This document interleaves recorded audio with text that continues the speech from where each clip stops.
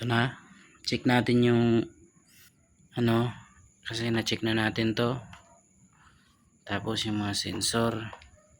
Check naman natin yung reactor.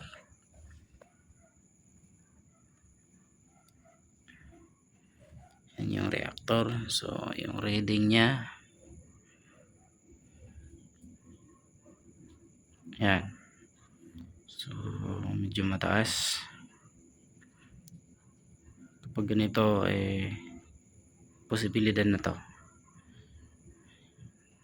So, tignan natin kung bababa pa yan.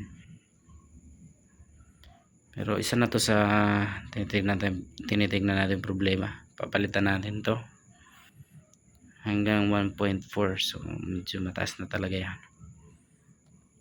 Ngayon ang susunod natin i-check itong tatlo sa UVW. Dapat ang resistance nito pantay. Kapag may hindi tugma, maghihinang tayo. Check natin to dito.